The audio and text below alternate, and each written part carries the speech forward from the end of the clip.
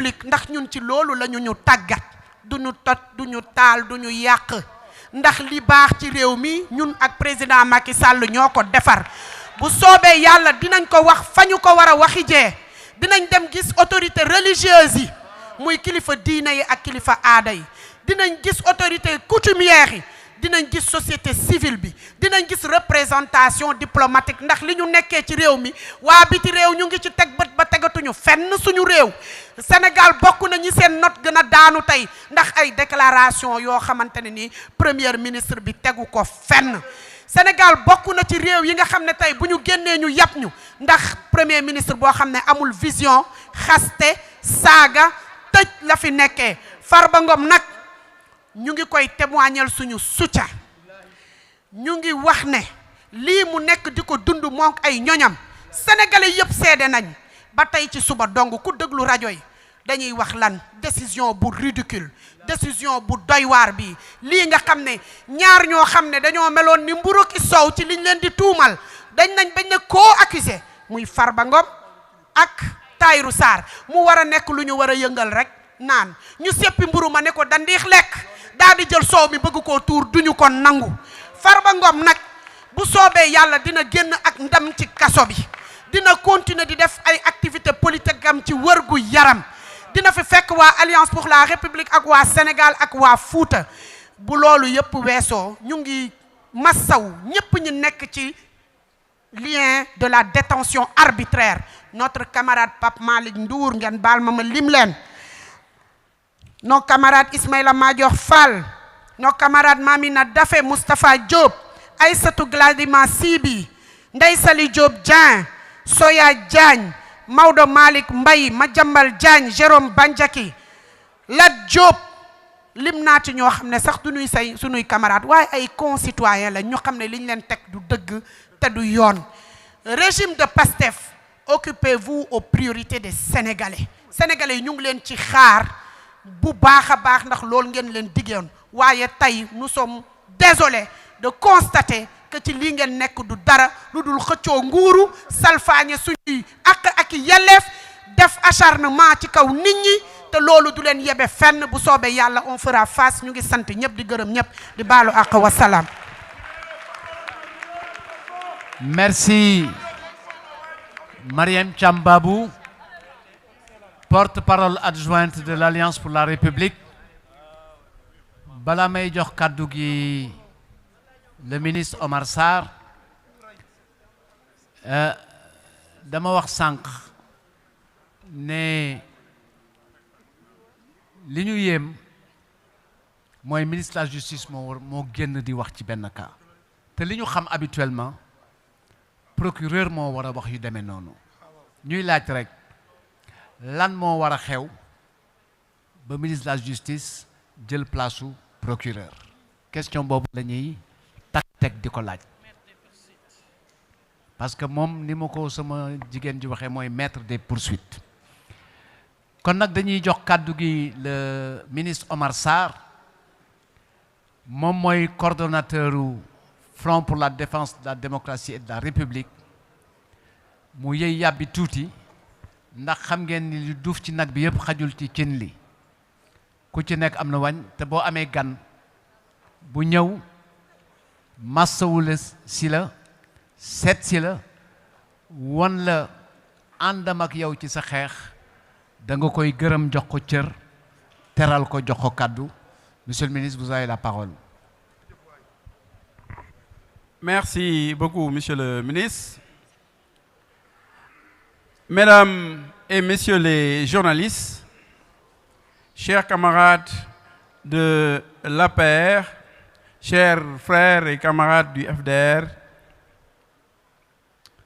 je serai pas long aujourd'hui puisque l'essentiel a été dit par ceux qui m'ont précédé. Je dois dire d'abord que aujourd'hui, les choses ont l'avantage d'être claires. Le juge ordonne la liberté pour notre camarade Farba Ngom, le procureur, c'est-à-dire en dernière analyse le gouvernement PASTEF met son veto en utilisant malicieusement certains articles liberticides du Code pénal.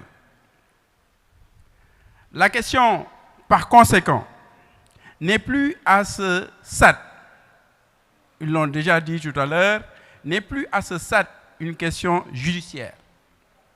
Elle est une question politique et même politicienne.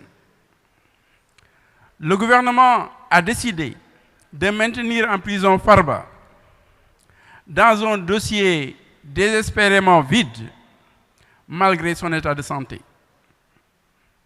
Cette question devra être portée par l'APR et ses alliés, et en premier lieu le FDR, qui depuis sa constitution condamne sans réserve aucune l'instrumentalisation de la justice à des fins politiques, demande sans discontinuité aucune la libération immédiate et sans condition de Farba Ngom et de tous les prisonniers politiques et d'opinion.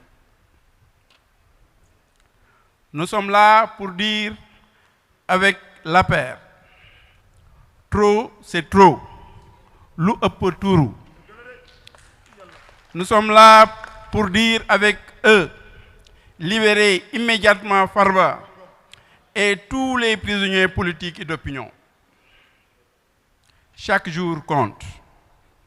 Ce combat est un combat pour les libertés et la démocratie.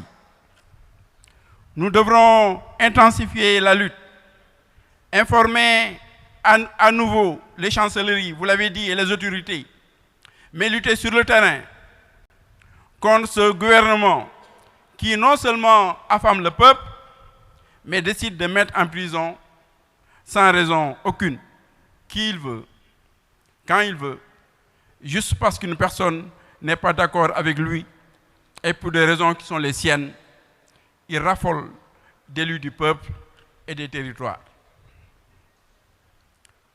Nous serons avec vous dans la rue et partout pour obtenir la libération de Farba Ngom et de tous les autres. Il s'avère nécessaire, comme nous le disions dans notre dernière déclaration, il s'avère nécessaire de construire ici et maintenant un bloc populaire contre les dérives et les injustices pour libérer Farba et les autres. Et je ne saurais terminer sans penser à Khouroum Khar, convoqué et déféré aujourd'hui. La bataille doit s'intensifier, nous devons les libérer tous. Merci beaucoup. Merci beaucoup, Monsieur le ministre Omar Sarr. Merci à Monsieur le ministre El Hadj Momar Samb, leader du RTAS, membre éminent du Front pour la défense de la République et de la démocratie et de la République. Merci au ministre Modou Diagne Fada, leader du LDR Yessal. Merci à l'honorable député Omar Sarr, parti Parel. Merci au FDR. Nous sommes très touchés par votre présence et surtout votre engagement dans ce combat commun. L'Alliance pour la République est fière de vous avoir comme allié. Babacar, oui. Ah, grand Babacar. Merci pour ta présence. Manko Mouch. Konak Nalien Manko Mouch. C'est ça le mot d'ordre. Maintenant, je vais peut-être laisser la parole à notre camarade, le professeur Sokomo, pour juste une petite synthèse en Wolof. On me signale la présence de Abdounger en Pulaar. Sokomo en Pulaar. Abdounger, merci pour ta présence. Et merci pour le combat que tu mènes pour éclairer l'opinion. Jërëjëf ci liggéey bi ngay def di yaatal xel yi di dimbali Sénégalais yi jërë ngeen jëf.